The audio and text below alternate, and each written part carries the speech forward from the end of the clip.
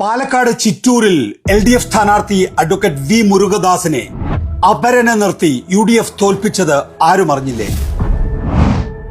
LDFന് നഷ്ടമായത് ഒരു നിയമസഭാ സീറ്റ് മാത്രമല്ല, രാജ്യസഭയിലെ ഇടതുപക്ഷ പ്രാതിനിധ്യം തന്നെയാണ്. വരൂ നോക്കാം.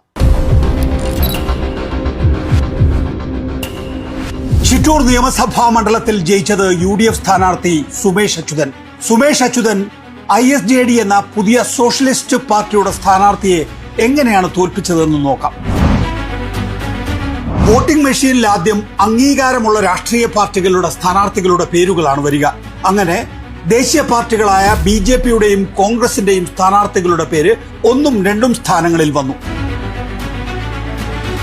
2026 സ്ഥാപിതമായ പാർട്ടി എന്നുള്ള നിലയിൽ ISJD രജിസ്റ്റേർഡ് പാർട്ടിയാണ്. അങ്ങനെ ISJDയുടെ സ്ഥാനാർത്ഥിയായി അഡ്വക്കേറ്റ് വി മുരുകദാസ് മോതിരം ചിഹ്നത്തിൽ 3ാമതായി വന്നു. തുടർന്ന് ബാലറ്റ് ബോക്സിൽ 4ാമതായി UDF നിർത്തിയ അപരൻ മുരുകദാസ് P വന്നു. അയാൾക്ക് കിട്ടിയത് നെക്ലേസ് ചിഹ്നം. ഇതിൽ ഏതാണ് മോതിരം, ഏതാണ് നെക്ലേസ്? വോട്ടിംഗ് നടന്നു. ഫലം എന്താണെന്ന് നോക്കാം.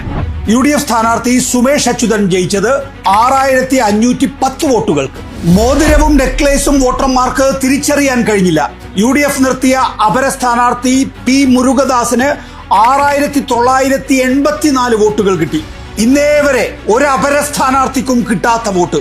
അതായത് LDF സ്ഥാനാർത്ഥി തോറ്റ വോട്ടിനേക്കാൾ 474 വോട്ട് അപരന് കിട്ടി. ഇനിയാണ് ഗൂഢാലോചനയുടെ ആഴം. മോതിരവും നെക്ലേസും തിരിച്ചറിയാൻ ബുദ്ധിമുട്ടുമെന്ന് മനസ്സിലാക്കിയ UDF തലേ ദിവസം വ്യാപകമായി വോട്ടർമാരെ തെറ്റിദ്ധരിപ്പിച്ചു. LDFന്റെ പ്രചാരണം എന്ന നിലയിൽ നമ്മുടെ ചിഹ്നം നോട്ടീസ് വ്യാപകമായി അച്ചടിച്ച് എല്ലാ ബൂത്തുകളിലും കൊണ്ടിട്ടു. അത് വോട്ടെടുപ്പിന്റെ തലേ ദിവസം സംഘർഷാവസ്ഥ സൃഷ്ടിച്ചു. പോലീസ് FIR ഇട്ടു. കടുത്ത മത്സരങ്ങൾ നടക്കുന്ന മണ്ഡലങ്ങളിൽ അപരൻ പിടിക്കുന്ന വോട്ടുകൾ കൊണ്ട് സ്ഥാനാർത്ഥികൾ ജയിക്കുന്നതും തോൽക്കുന്നതും കണ്ടിട്ടുണ്ട്. അതും തെറ്റാണ്, വലിയ തെറ്റ്. എന്നാൽ ഇതങ്ങനെയല്ല. ചിറ്റൂർ നിയമസഭാ മണ്ഡലത്തിൽ LDF UDFിൽ നിന്ന് മത്സരമേ നേരിട്ടിട്ടില്ല. കുൽസിത പ്രവൃത്തിയിലൂടെ അപരനെ ഉപയോഗിച്ച് നടത്തിയിട്ടുള്ള തെരഞ്ഞെടുപ്പ് അട്ടിമറിയാണ് ചിറ്റൂരിൽ നടന്നത്.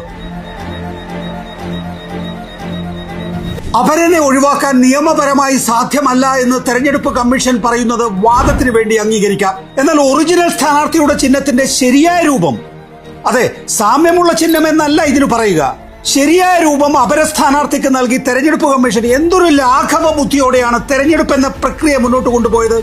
എന്താ ആരും ഒന്നും മിണ്ടാത്തത്? ക്ലിയർ ചതിയാണിത്. വോട്ടർമാരോടുള്ള കൊടും ചതി. തെരഞ്ഞെടുപ്പ് അട്ടിമറിച്ചിരിക്കുകയാണ് ഇവിടെ. സോഷ്യലിസ്റ്റുകളുടെ ആദർശപരമായ നിലപാട് ഈ ചതി ചെയ്യാൻ എതിരാളികൾക്ക് സഹായകമായി. JDS കർണാടക ഘടകം BJPയുമായി സഹകരിക്കുന്നത് കൊണ്ടാണ് K കൃഷ്ണൻകുട്ടിയും മാത്യു T തോമസും അടങ്ങുന്ന കേരള ഘടകം ISJD ഉണ്ടാക്കിയത്. അങ്ങനെ ചെയ്തില്ലായിരുന്നുവെങ്കിൽ കറ്റയേന്തിയ കർഷക ചിഹ്നത്തിൽ അവർക്ക് ഈസിയായി ജയിക്കാമായിരുന്നു. ചിറ്റൂർ എന്ന നിയമസഭാ മണ്ഡലത്തിലെ അഡ്വക്കേറ്റ് മുരുകദാസിന്റെ തോൽവിയല്ല, ഇടതുപക്ഷത്തിന് ദേശീയ തലത്തിൽ തന്നെ വലിയ ആഘാതമുണ്ടാക്കുന്നതാണ് ചിറ്റൂരിലെ തോൽവി. എങ്ങനെയാണെന്ന് നോക്കാം. ഇടതുപക്ഷ ജനാധിപത്യ മുന്നണി 35 സീറ്റിൽ ഒതുങ്ങിയത് എങ്ങനെയാണ് രാജ്യസഭാ തെരഞ്ഞെടുപ്പിനെ ബാധിക്കുക എന്നുള്ളതാണ് ഏറ്റവും പ്രധാനം.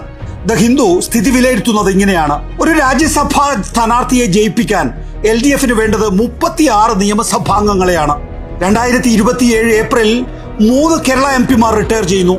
ഒരാളെ ജയിപ്പിക്കാൻ 36 പേർ വേണം. ഒരാൾ കുറവ്. LDFന് ഒരാളെ പോലും രാജ്യസഭയിൽ എത്തിക്കാനാകില്ല. തീർന്നില്ല. 2028 വീണ്ടും കാലാവധി കഴിയുന്ന 3 MPമാർ റിട്ടയർ ചെയ്യുന്നു. അപ്പോഴും ഈ ഒരാളുടെ കുറവ് കൊണ്ട് LDFന് ഒരാളെയും ജയിപ്പിക്കാൻ കഴിയാതെ പോകും. അവിടെയും തീർന്നില്ല.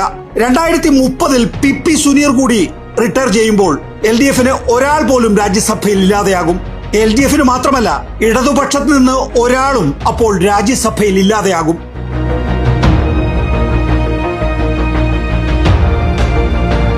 ഇടതുപക്ഷത്തിനോട് ചെയ്യുന്ന ഒരനീതിയും മാധ്യമങ്ങൾ ചർച്ച ചെയ്യാൻ പോകുന്നില്ല. അവർ തുടർന്നും പറഞ്ഞുകൊണ്ടിരിക്കാൻ പോകുന്നത് ഇടതുപക്ഷത്തിന്റെ തെറ്റുകുറ്റങ്ങളാണ്. എന്താണ് ഇടതുപക്ഷത്തിന്റെ തെറ്റുകുറ്റങ്ങൾ? കഴിഞ്ഞ 5 വർഷം ഒരു അഴിമതി ആരോപണം പോലും നിയമസഭയിൽ എഴുതി ഉന്നയിക്കാൻ പ്രതിപക്ഷത്തിന് കഴിഞ്ഞിട്ടില്ല. കേരളം കണ്ട ഏറ്റവും മികച്ച സർക്കാരാണ് 2ാം പിണറായി സർക്കാർ എന്ന് പരാജയത്തിന്റെ ഈ കൊടുമുടിയിൽ നിൽക്കുമ്പോഴും എനിക്ക് പറയാൻ ധൈര്യമുണ്ട്.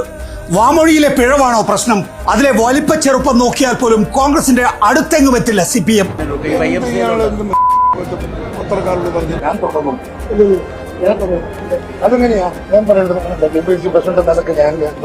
പ്രതിപക്ഷം പറയുന്ന ഈ തെറ്റുകുറ്റങ്ങൾ മാധ്യമ നിർമ്മിതമാണ്. മാധ്യമങ്ങൾക്ക് പണം കൊടുത്തുണ്ടാക്കിയതാണ് ഈ തെറ്റുകുറ്റങ്ങൾ. കോൺഗ്രസിന് എവിടെ നിന്നാണ് ഇത്രയും പണം വന്നത്? ബ്ലാക്ക് സ്റ്റോൺ പോലെ ആരോഗ്യരംഗത്തെ ആഗോള കുത്തകകളാണ് കോൺഗ്രസിന് പണം കൊടുത്തിട്ടുള്ളത്. അത് വരും ദിവസങ്ങളിൽ നമ്മൾ കാണാൻ പോവുകയാണ്.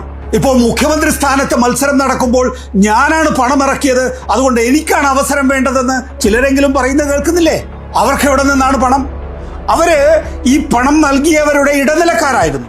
കാലം ഇനിയും ഉരുളും. വിഷു വരും, വർഷം വരും, തിരുവോണം വരും, പിന്നെ ഓരോ തളിരിനും പൂവരും കായ് വരും. അപ്പോൾ ആരെന്നും എന്തെന്നും ആർക്കറിയാം? കക്കാട് പാടിയിട്ടില്ലേ?